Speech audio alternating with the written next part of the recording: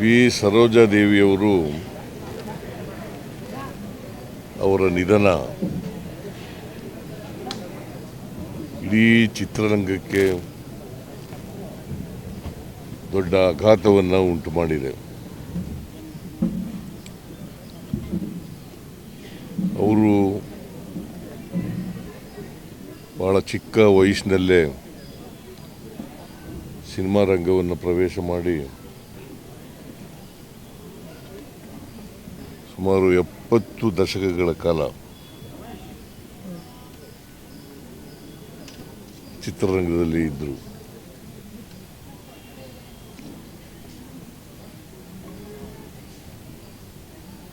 ಅವರಿಗೆ ಅಭಿನವ ಸರಸ್ವತಿ ಅಂತೇಳಿ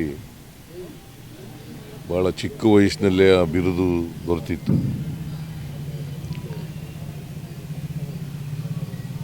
ಅವರೊಬ್ಬರು ಮೇರು ನಟಿ. ಬರೀ ಕನ್ನಡದಲ್ಲಿ ಅಷ್ಟೇ ನಟನೆ ಮಾಡಿರಲಿಲ್ಲ, ತಮಿಳು, ತೆಲುಗು, ಹಿಂದಿ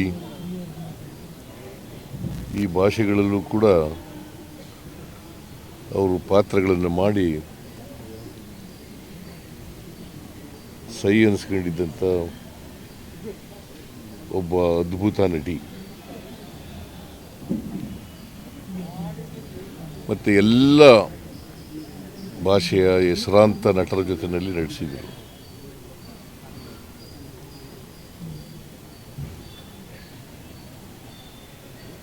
ದಿಲೀಪ್ ಕುಮಾರ್, ದಿಲೀಪ್ ಕುಮಾರ್, ರಾಜೇಂದ್ರ ಕುಮಾರ್,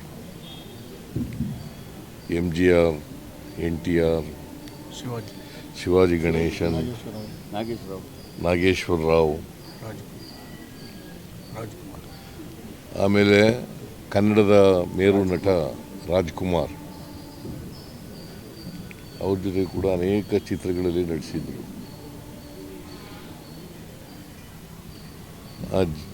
ಅವ್ರು ಮಾಡಿದಂಥ ಯಾವುದೇ ಪಾತ್ರ ಇರ್ಬೋದು, ಆ ಪಾತ್ರಕ್ಕೆ ಜೀವ ತುಂಬತಕ್ಕಂಥ ಕೆಲಸವನ್ನು ಮಾಡ್ತಾಯಿದ್ರು. ಮತ್ತು ಭಾಳ ಖಾಸಗಿ ಜೀವನದಲ್ಲೂ ಕೂಡ ಶಿಸ್ತುಬದ್ಧ ಜೀವನವನ್ನು ನಡೆಸ್ತಾ ಇದ್ರು.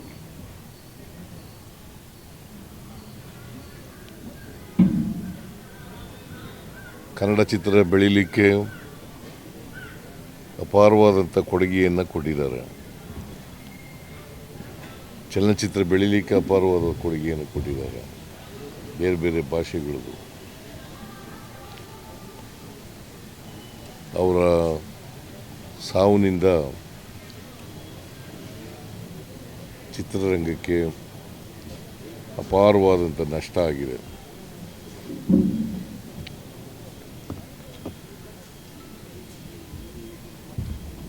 ಅವರ ಆತ್ಮಕ್ಕೆ ಚಿರಶಾಂತಿ ದೊರಕಲಿ ಅಂತೇಳಿ ನನ್ನ ಪರವಾಗಿ, ಸರ್ಕಾರದ ಪರವಾಗಿ ಪ್ರಾರ್ಥನೆಯನ್ನು ಮಾಡ್ತೇನೆ. ಮತ್ತು ಅವರ ಕುಟುಂಬ ವರ್ಗದವರಿಗೆ ಅವರ ಸಾವಿನ ದುಃಖವನ್ನು ಭರಿಸ್ತಕ್ಕಂಥ ಶಕ್ತಿ ಕೊಡಲಿ ಅಂತೇಳಿ ಪ್ರಾರ್ಥನೆ ಮಾಡ್ತೇನೆ. ಸರ್ಕಾರದ ವತಿಯಿಂದ ಸ್ಟೇಟ್ ಆನರನ್ನು ಕೊಡ್ತಾ ಇದ್ದೀವಿ. ಸ್ಟೇಟ್ ಆನರ್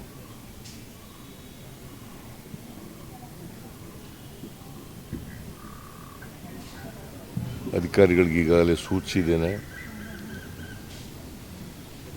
ಅವರೆಲ್ಲರೂ ಕೂಡ ತಯಾರಿ ಮಾಡ್ಕೊಂಡಿದ್ದಾರೆ. ಅವರ ಹುಟ್ಟೂರಿನಲ್ಲಿ ಕ್ರಿಮೇಷನ್ ನಡೀತದೆ. ನನಗೆ ಬೇರೆ ಮೀಟಿಂಗ್ಗಳಿದ್ದರಿಂದ ನಿನ್ನೆನೂ ಕೂಡ ನಾನು ಇಂಡಿಗೆ ಹೋಗಬೇಕಾಗಿದ್ದರಿಂದ ಇಲ್ಲಿ ಬರೋಕ್ಕಾಗಲಿಲ್ಲ.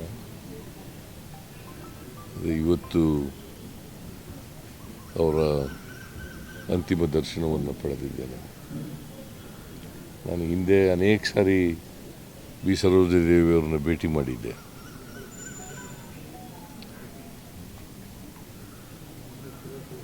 ಎಲ್ಲರ ಜೊತೆಲೂ ಭಾಳ ಆತ್ಮೀಯವಾಗಿ ಮಾತಾಡ್ತಾ ಇದ್ದರು, ಪ್ರೀತಿಯಿಂದ ಮಾತಾಡ್ತಾ ಇದ್ದರು. ಅಂಥ ದೊಡ್ಡ ವ್ಯಕ್ತಿತ್ವ ಇದ್ದಂಥ ನಟಿ ಬಿ ಸರೋಜಾದೇವಿ. ಅವರ ಆತ್ಮಕ್ಕೆ ಚಿರಶಾಂತಿ ದೊರಕಲಿ ಅಂತೇಳಿ ಮತ್ತೊಮ್ಮೆ ಕೇಳ್ಕೊಂಡು ನನ್ನ ಮಾತನ್ನು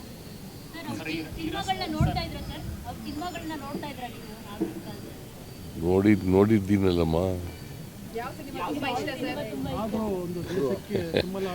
ಸಿ ಭಾಳ ಸಿನಿಮಾಗಳು ಮಾಡಿದ್ದಾರೆ ಅವರು. ಮಲ್ಲಮ್ಮನ ಪವಾಡ, ಆಮೇಲೆ ಕಿತ್ತೂರು ರಾಣಿ ಚೆನ್ನಮ್ಮ,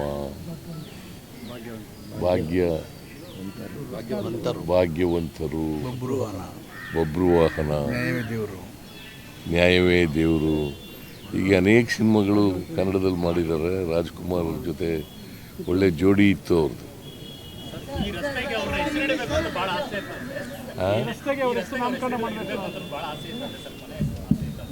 ನೋಡೋಣ, ನಾನು ಮಾತಾಡ್ತೀನಿ ಕಾರ್ಪೊರೇಷನ್ ಅವ್ರ ಜೊತೆ.